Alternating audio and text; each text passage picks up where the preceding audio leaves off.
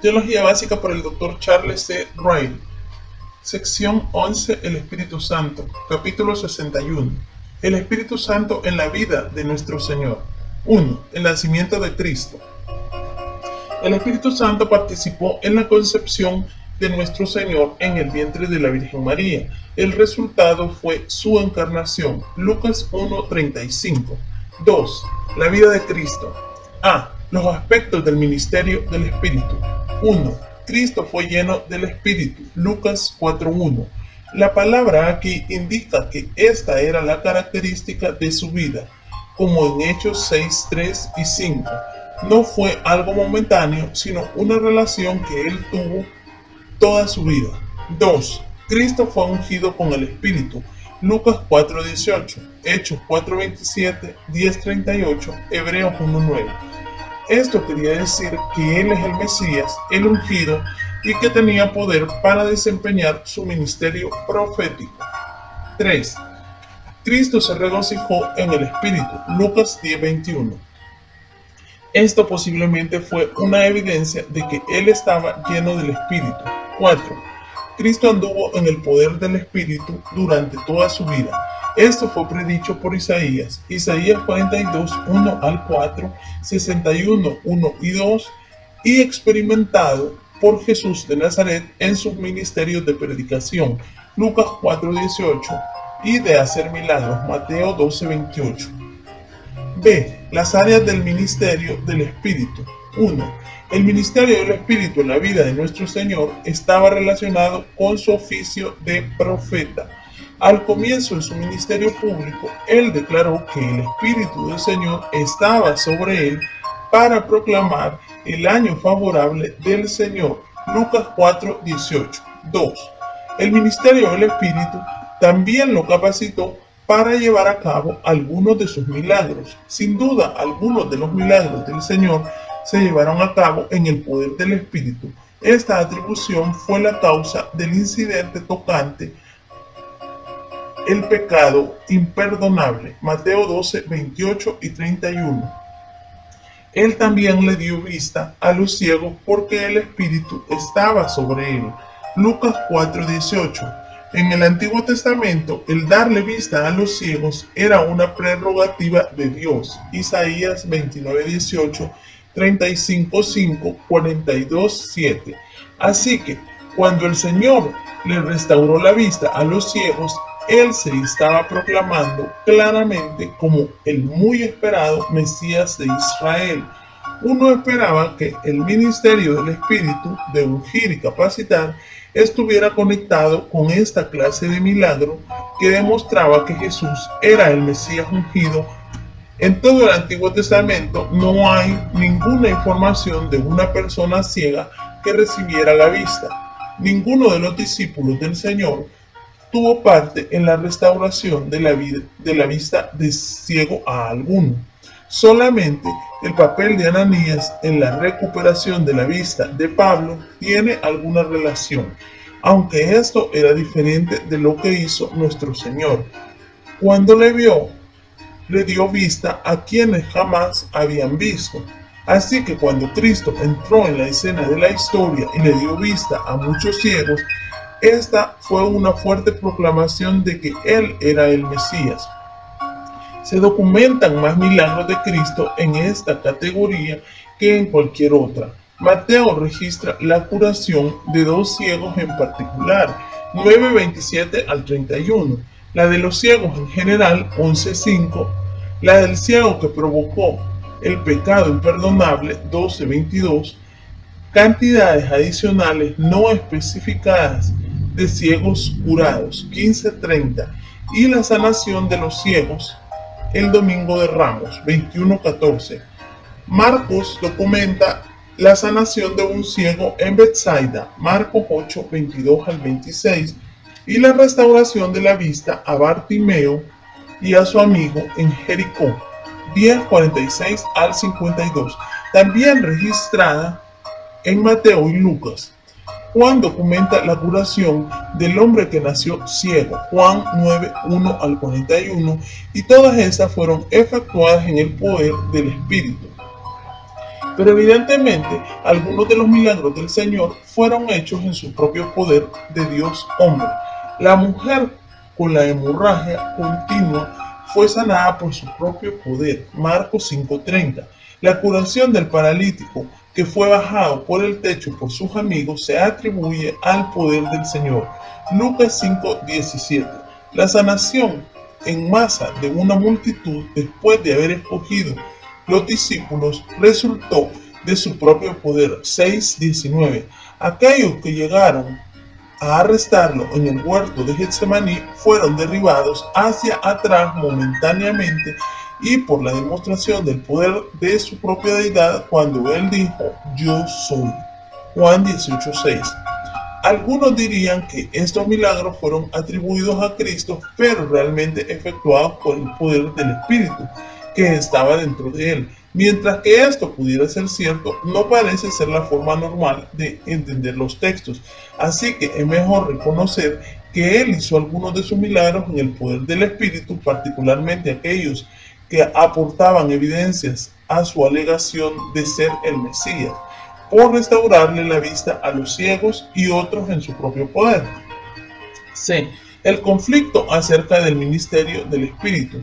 Mateo 12:22 al 37 y Marcos 3:22 al 30 relatan el conflicto sobre el poder del Espíritu que ocurrió en Galilea, mientras que Lucas narra un incidente similar en Judea, aproximadamente un año después, 11:14 al 23. El conflicto relatado en Mateo y Marcos surgió porque el Señor sanó a un hombre que estaba ciego y mudo, lo cual probablemente significaba que también era sordo. Sin embargo, la posesión por demonios era la causa actual de sus problemas. Mientras que los exorcistas judíos podían echar fuera demonios, ellos hubieran tenido gran dificultad con este caso, porque ¿cómo se comunicaría uno con una persona ciega y muda y muy probablemente sorda también? Cuando el Señor sanó todos los males a una vez, las personas se quedaron asombradas y empezaron a sugerir que Jesús era verdaderamente su Mesías.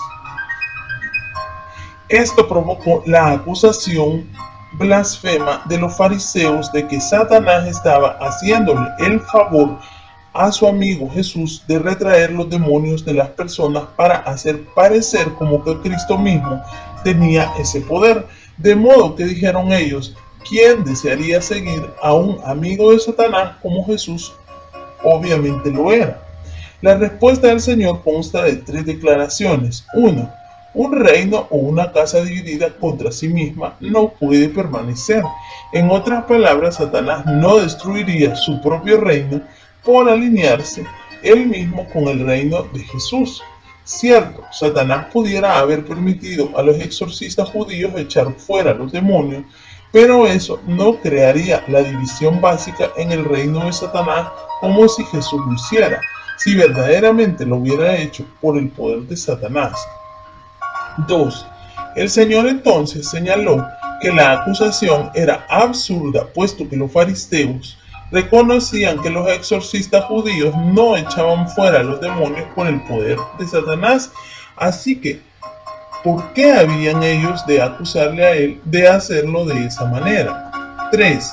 La única conclusión lógica a la cual se llega en virtud de estos hechos es que el reino de Dios había llegado, puesto que Cristo estaba derrotando a Satanás al quitarle sus víctimas y haciéndolo en el poder del Espíritu de Dios.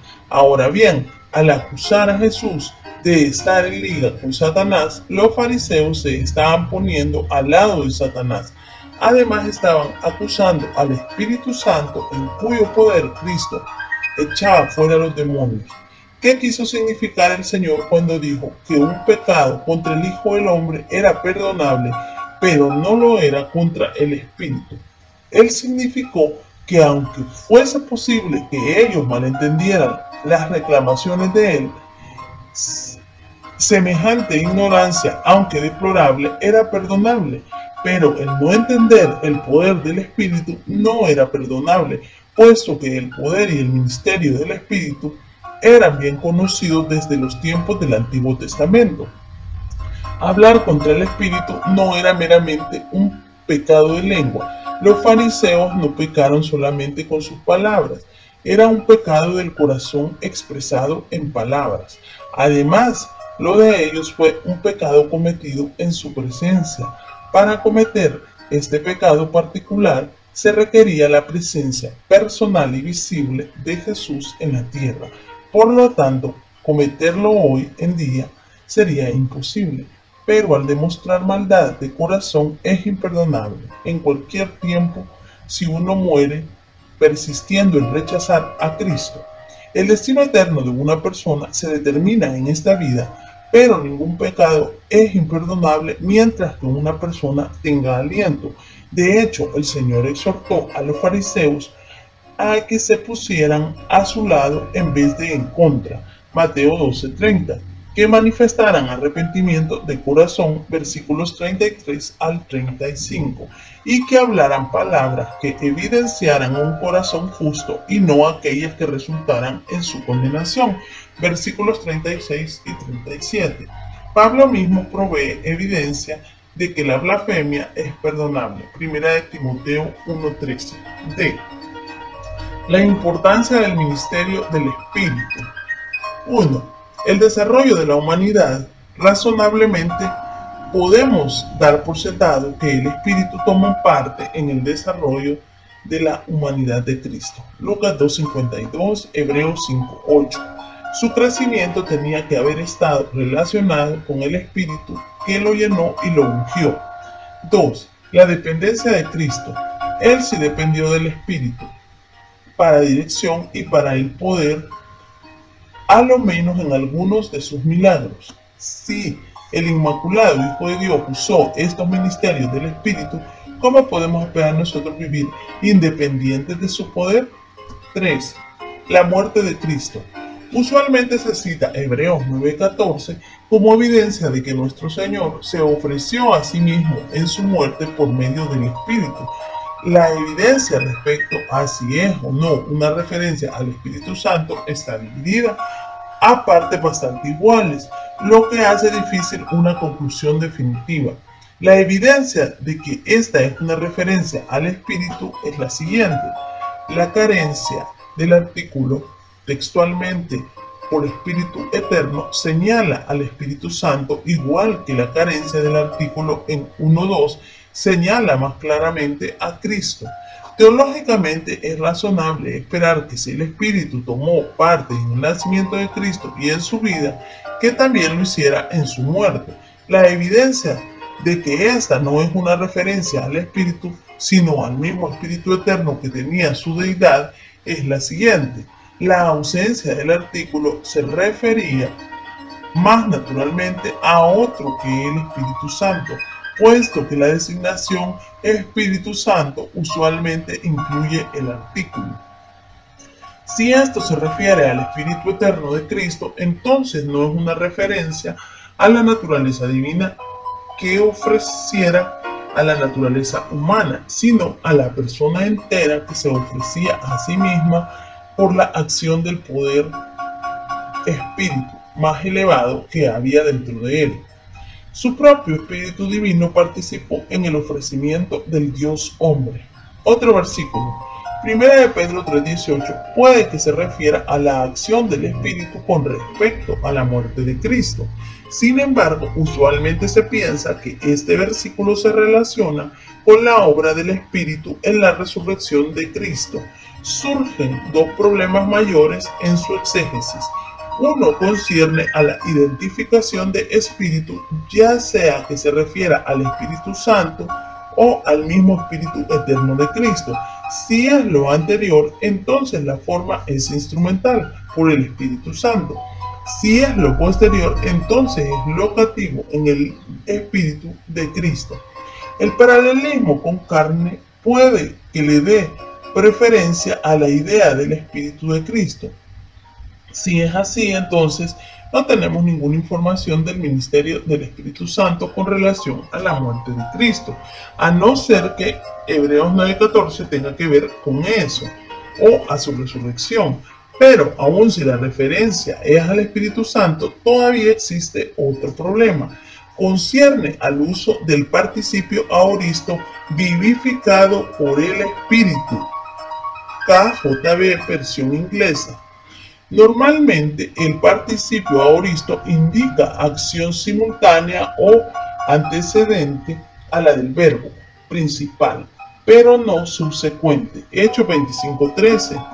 No es una excepción, puesto que su llegada puede ser un periodo de tiempo dentro del cual una parte era el saludar, o que a menudo se mandaban los saludos antes de la llegada. Si el verbo principal es murió, entonces la acción de vivificación no puede referirse a la resurrección, la cual era subsecuente a su muerte.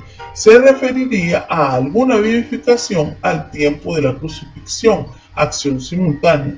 Sin embargo, si el verbo principal en la cláusula es llevar, entonces es concebible que la vivificación pudiera referirse a la resurrección, la cual precedió a la llevada de nosotros al cielo. En este caso, la referencia es a la resurrección de Cristo. En la primera opción se refiere a alguna clase de vivificación o fortalecimiento en la cruz, pero en cualquiera de los dos casos no está claro que estuviera implicado el Espíritu Santo en vez del Espíritu de Cristo. Finalmente, algunos citan a Romanos 1:4 para enseñar que el Espíritu Santo tomó parte en la resurrección de Cristo. De nuevo, existen dos problemas exegéticos. Uno concierne a la identificación de espíritu de santidad. El paralelismo con, según la carne, argumenta a favor de que se refiere al Espíritu mismo de Cristo más bien que al Espíritu Santo. El segundo problema concierne a identificar cuál es resurrección están en vista. Textualmente, el texto dice una resurrección de muertos. Esto puede que se refiera a la resurrección de Cristo de entre las personas muertas, o B, a las resurrecciones que él hizo mientras estaba en la tierra, o C, a todas ellas incluyendo la suya, pero en cualquier caso es menos que cierto que el Espíritu estuviera directamente implicado. En realidad no existe ninguna evidencia clara que indique la obra directa del Espíritu en la muerte o la resurrección del Señor. Por supuesto, en el sentido de que estas actividades se relacionan con la segunda persona de la Trinidad, las tres personas divinas estuvieron implicadas.